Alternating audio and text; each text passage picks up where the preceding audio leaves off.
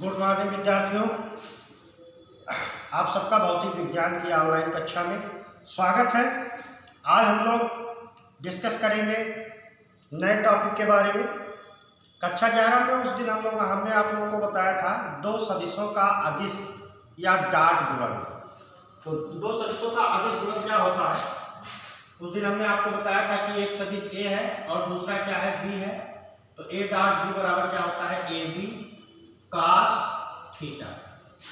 हमने आपको ये भी बताया था कि एक सदिश आपका ये ए है और दूसरा सदिश क्या है, बी है, और ए और बी के बीच का एंगल कितना है, थीटा है। तो ए डॉट बी यानी ये क्या लिखा है, दो सदिशों का अदिश गुणन। ए क्या है, सदिश ए का परिमाण, बी क्या है, सदिश बी का परिमाण, और थीटा क्या है, उन दोनों के बीच बनने वाला कोण है। तो दो सदिशों का अदिश गुणन उन दोनों सदिशों के परिमाण तथा उनके बीच बनने वाले कोण के कोज्या के गुणनफल के बराबर होता है। अब आज हम लोग क्या पढ़ना है, प्रॉपर्टीज ऑफ स्केलर प्रोडक्ट। अदिश गुणन के गुण, अदिश गुणन के गुण यानी अदिश गुणन फल के हमको गुण पढ़ना है कि अदिश गुणनफल के गुण क्या होते हैं। तो सबसे पहला गुण हमको ये पढ़ना है। पहला गुण ये होता है कि दो सदिशों का अदिश गुणन फल, अदिश गुणनफल धनात्मक, ऋणात्मक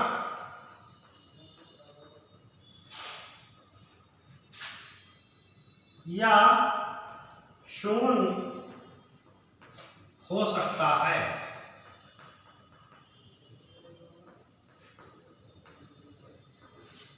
पहला गुण क्या है कि दो सदिशों का अदिश गुणन धनात्मक के बाद में क्या, ऋणात्मक अथवा शून्य हो सकता है या शून्य हो सकता है। तो देखिए इधर धनात्मक, देखिए पहला गुण यह थीटा बराबर 0, थीटा बराबर क्या है, 0 है। तो दो सदिशों का अदिश गुणनफल ए डॉट बी बराबर क्या मिल गया, ए बी कास 0, और कास 0 का मान 1 होता है। कास 0 का मान क्या होता है, 1। तो ए डॉट बी बराबर क्या मिल गया, ए बी। यानी यदि दो सदिश, अब यहाँ पे देखिए ए बी, ए का भी मान कुछ मान होगा, बी का भी कुछ मान होगा, क्योंकि ये दोनों क्या है, सदिश ए और बी के परिमाण है, यानी ये दोनों संख्या के रूप में ही होंगे। ये वैल्यू कैसे आ रही है, धन में। तो यहाँ से ये क्या हो गया, क्लियर हो गया कि दो सदिशों का अदिश गुणनफल धनात्मक होता है। अब देखिएगा यदि थीटा बराबर क्या हो जाए, 180 अंश हो जाए। तो थीटा अगर 180 अंश होगा तो ए डॉट बी बराबर आपको मिल जाएगा ए बी कास 180 अंश, और कास 180 अंश का मान -1, तो ये आपको क्या मिल जाएगा, -ab मिल जाएगा। अब ए का भी कुछ मान होगा, बी का भी कुछ मान होगा। तो यहां से ये क्लियर हो गया कि दो सदिशों का अदिश गुणन या डॉट गुणन क्या होता है, ऋणात्मक होता है। अब देखिए यदि थीटा बराबर 90 अंश, यानी थीटा का मान कितना हो, 90 अंश हो, तो ए डॉट बी बराबर आपको मिल जाएगा ए बी कास 90, और कास 90 का मान क्या होता है, 0। कास 90 का मान क्या होता है, 0। तो आपको क्या मिल जाएगा, ए डॉट बी बराबर आपको मिल जाएगा ए बी कास 90, कास 90 का मान 0, यानी ये पूरा पद क्या हो जाएगा, 0। तो ये तीनों स्थितियां आपने देख लिया कि दो सदिशों का अदिश गुणनफल धनात्मक भी हो सकता है, ऋणात्मक भी हो सकता है, और शून्य भी हो सकता है। ये पहली प्रॉपर्टी की, दो सदिशों के अदिश गुणन की पहली प्रॉपर्टी थी कि दो सदिशों का अदिश गुणनफल धनात्मक हो सकता है, ऋणात्मक हो सकता है, और शून्य हो सकता है। अब दूसरे गुण की बात करेंगे। ये पहला गुण हो गया। अब दूसरा गुण देखिए,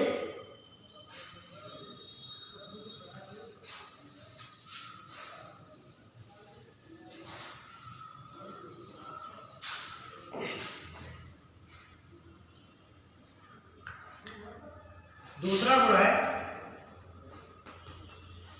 अदिश गुणन कर्म अदिश गुणन कर्म विनिमेय होता है।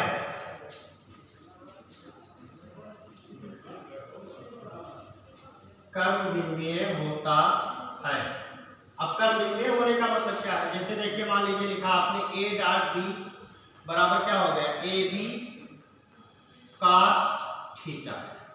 ए डॉट बी बराबर क्या हो गया, ए बी कॉस थीटा। अब अगर मान लीजिए यहाँ पे लिखना है ए डॉट बी बराबर, अब अगर आप इसको बी डॉट ए लिखें, तो जब आप इसको बी डॉट ए लिखेंगे यानी बी का ए से गुणा हो रहा है, तो ये पूरा कोण कितना हो जाएगा, 360, और 360 में से थीटा क्या हो जाएगा, निकल जाएगा। यानी ये यहाँ से यहाँ तक का कोण क्या हो जाएगा, 360 माइनस थीटा। तो आपका क्या हो जाएगा, B A cos 360 minus theta, cos 360 minus theta. तो cos 360 माइनस थीटा जो होता है ये क्या होता है, cos थीटा होता है। cos 360 माइनस थीटा बराबर क्या हो जाएगा, cos थीटा। तो ये आपको क्या मिल जाएगा, b डॉट a बराबर मिल जाएगा बी ए cos थीटा। अब इसको समीकरण 1 मानेंगे और इसको क्या मान लीजिए, 2 मान लीजिए। तो समीकरण 1 व 2 से आप क्या लिख सकते हैं, समीकरण 1 व 2 से, तो 1 और 2 से आप लिख सकते हैं ए डॉट बी बराबर क्या लिख सकते हैं, बी डॉट ए, यानी अदिश गुणनफल कर्म विनिमय होता है। इसको आप समझ लीजिए। पहले देखिए क्या निकाले हैं, ए डॉट बी, तो ए से बी के बीच का कोण कितना था, थीटा। तो यहाँ ए डॉट बी बराबर ए बी कॉस थीटा। फिर देखिए बी डॉट ए, तो बी से ए के बीच का कोण कितना है, ये पूरा कोण 360, और 360 में से थीटा क्या हो जाएगा, निकल जाएगा, कम हो जाएगा।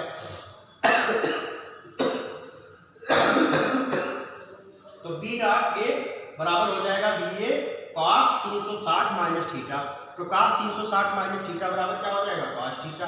तो बी डॉट ए, ये डॉट है, तो बी डॉट ए बराबर आपको क्या मिल गया, बी ए cos थीटा। समीकरण 1 और 2 को अगर आप देखेंगे तो ए डॉट बी बराबर आपको क्या मिल गया, बी डॉट ए। तो हम यह क्या कह सकते हैं कि अदिश गुणनफल कर्म विनिमय होता है।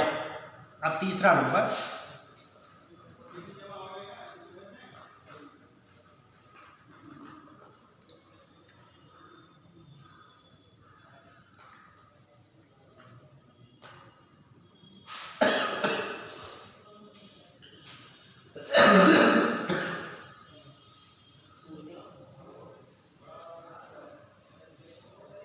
अब तीसरे प्रॉपर्टी की बात करेंगे।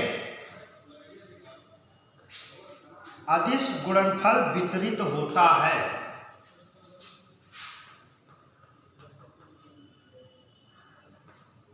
अदिश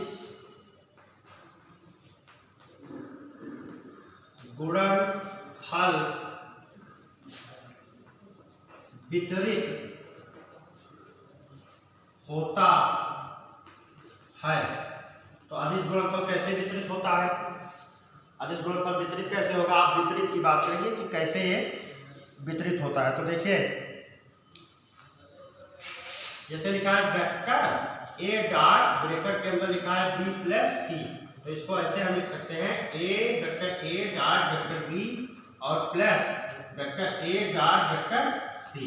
इसी को हम कहते हैं कि अदिश गुणनफल क्या हो गया, वितरित हो गया। तो ये वितरित होता है। चौथा नंबर क्या है, चौथा नंबर है 4 नंबर, दो परस्पर लंबवत सदिशों का अदिश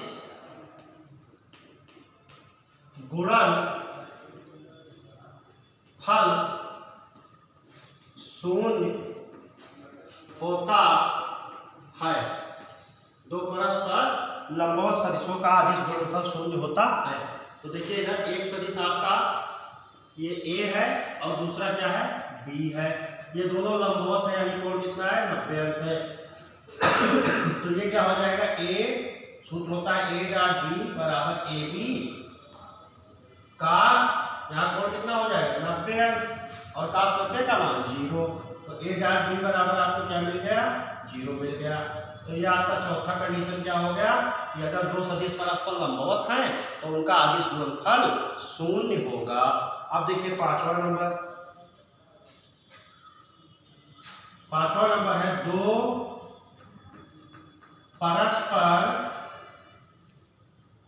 परस्पर समांतर सदिशों का अदिश गुणनफल उनके परिमाण के गुणनफल के बराबर होता है। परिमाण के गुणनफल के बराबर होता है। तो कैसे होगा इसको हम देखेंगे। परिमाण के गुणनफल के बराबर होता है। जैसे एक सदिश आपका क्या है a है और एक क्या है आपका ये b है। अब इनके बीच का कोण क्या है 0, क्योंकि ये क्या है समांतर है। तो आप यहाँ क्या लिखेंगे a डॉट b बराबर क्या हो जाएगा ab cos 0, क्योंकि इनके बीच का कोण क्या है 0 का 0 का मान क्या होता है 1। तो a डॉट b बराबर आपको क्या मिल जाएगा a डॉट b बराबर केवल a b मिल जाएगा। यानी दो सदिश अगर परस्पर समांतर है तो उनका अदिश गुणनफल उन दोनों सदिशों के परिमाण के गुणनफल के बराबर होता है। a क्या है सदिश a का परिमाण और b क्या है सदिश b का परिमाण। तो ये आपका पांचवा प्रॉपर्टी होगी। अब आगे हम बात करेंगे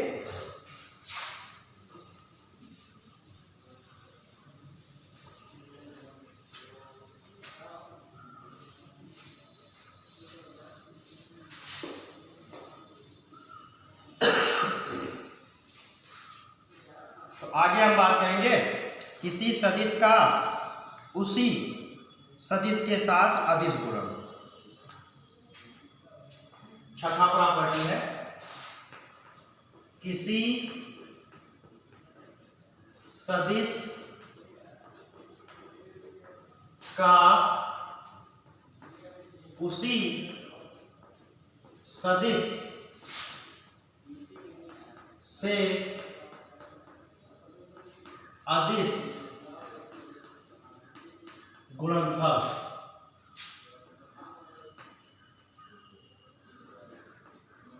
किसी सदिश का उसी सदिश से अदिश गुणनफल। तो देखिए किसी सदिश का उसी सदिश के साथ अदिश गुणनफल कैसे होगा।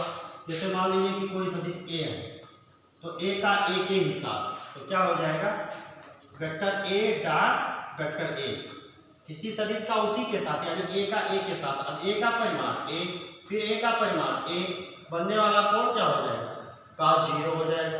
तो 0 का मान cos 0 का मान a। तो ये आपका क्या मिल जाएगा a डॉट a बराबर आपका क्या हो जाएगा a स्क्वायर।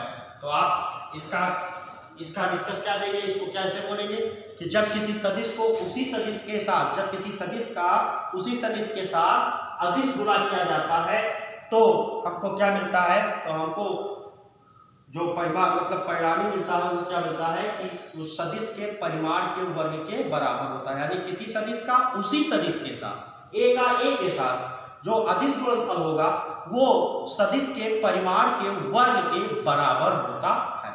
अब तीसरा ये हमारा 5, 6 हो गया। अब हम 7वां नंबर बात करेंगे लंब कोणीय एकांक सदिश का अदिश गुणन।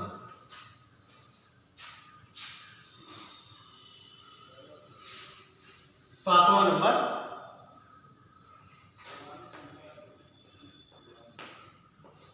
लंब कोणीय एकांक सदिश का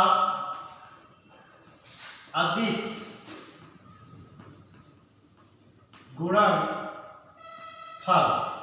तो लंब कोणीय एकांक सदिश का अदिश गुणनफल। तो लंब कोणीय एकांक सदिश कौन कौन से होते हैं i j k। तो उनको पहले बना दिया जाए। ये आपका x हो गया ये y हो गया और ये क्या है z। तो x अक्ष के अकॉर्डिंग लंब कोणीय एकांक सदिश i के j के y के एकांक जे कैप और जेड के एकांक लंब कोणीय सदिश क्या होता है, के कैप। अब देखिए इधर पहले तो हम निकालेंगे किसी लंब कोणीय एकांक का उसी के साथ। तो पहले हम क्या निकालेंगे, जैसे हम ये निकाल रहे हैं आई का आई के साथ, तो आई डॉट आई। अब आई का परिमाण 1, फिर आई का परिमाण 1 और इनके बीच का कोण क्या हो जाएगा, cos 0। किसी लंब कोणीय एकांक सदिश का उसी के साथ, यानी आई का आई के साथ, जे का जे के साथ, के का के साथ अदिश गुणन। तो आई का आई के साथ, आई का परिमाण 1, I dot I, I cap dot I cap, I का परिमाण 1, फिर आई का परिमाण 1, 0। कोण कितना है 0, cos 0 का मान 1। तो इसी प्रकार क्या हो जाएगा, जे डॉट जे, तो ये भी क्या हो जाएगा 1 cos 0, तो cos 0 का मान 1, यानी जे का जे के साथ अदिश गुणन किए। फिर देखिए ऐसे के का के, तो के डॉट के बराबर क्या हो जाएगा, के का परिमाण 1, फिर के का परिमाण 1, फिर cos 0 का मान 1। अब देखिए इधर आई का जे के साथ होना, आई का किसके साथ जे, तो आई डॉट जे, तो आई का परिमाण 1, जे का परिमाण 1 और cos, यहाँ पे आई और जे के बीच का कोण कितना है, आई और जे क्या है, लंबवत है, इनके बीच का कोण क्या है 90 है इनके बीच का कोण। तो यहाँ पे cos 90 और cos 90 का मान 0, तो ये क्या हो जाएगा 0। तो इसी प्रकार से जे डॉट के भी क्या हो जाएगा, जे डॉट के भी 0 हो जाएगा, के डॉट आई भी क्या हो जाएगा 0 हो जाएगा। तो आप बहुत ही सिंपल भाषा में कह सकते हैं कि जब किसी लंब कोणीय एकांक सदिश का उसी के साथ अदिश गुणन किया जाता है या डॉट गुणन किया जाता है तो परिणामी 1 मिलता है, और किसी लंब कोणीय एकांक सदिश का दूसरे के साथ अदिश गुणनफल 0 होता है। जैसे आई डॉट आई 1 होगा, जे डॉट जे 1 होगा, के डॉट के 1 होगा, बट आई डॉट जे 0 होगा, जे डॉट के 0 होगा, के डॉट आई 0। अब लास्ट और अंतिम नंबर वाले की हम बात करेंगे, किसकी हम बात करेंगे, दो सदिशों का अदिश गुणनफल उनके घटक x y z के रूप में। तो देखिए इधर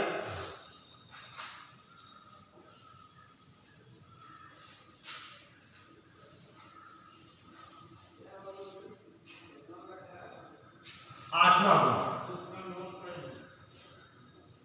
दो सदिशों का अदिश गुणनफल उनके संगत घटकों x, y व z के पद में, x, y व z के पद में। तो x, y, z के पद में इसको कैसे निकालेंगे, जैसे मान लीजिए कि एक सदिश दिया है a बराबर ax I cap, ay j cap, az k cap और b बराबर दिया हुआ है bx I cap, by j cap, bz k cap. अब इसका आपको क्या निकालना है, इन दोनों सदिशों का अदिश गुणनफल ज्ञात करना है। यानी तब a vector a dot vector b, तो वेक्टर a का मान कितना लिया है ax I cap, ay j cap, az k cap और यहाँ पे डॉट लगाएंगे और डॉट लगा के क्या लिखेंगे bx I cap, by j cap, bz k cap, ये हो। अब देखिए ये ax अलग अलग नहीं लिखा है। ax का मतलब है वेक्टर a का x अक्ष के अनुदिश अवयव, यानी x अक्ष के अनुदिश का घटक। ay का मतलब वेक्टर a का y अक्ष के अनुदिश घटक, az का मतलब वेक्टर a का z अक्ष के अनुदिश घटक। ऐसे bx वेक्टर b का x अक्ष के अनुदिश, by वेक्टर b का y अक्ष के अनुदिश, bz वेक्टर b का z अक्ष के अनुदिश। तो इसका गुणा करा दिया है। तो a डॉट b बराबर आपको क्या मिल जाएगा, पहले ax से इसके तीनों पद में, तो क्या हो जाएगा ax bx i dot i plus A X B Y I dot J plus A X B Z I dot K. फिर देखिए अब इससे करवाया जाए, ए वाई से उसके बी के तीनों को दोगे तो A Y B X J dot I, A Y B Y J dot J plus A Y B Z J dot K plus अब किससे कराया जाए, ए जेड से, तो A Z B X K dot I plus A Z B Y K dot J plus A Z B Z K dot के।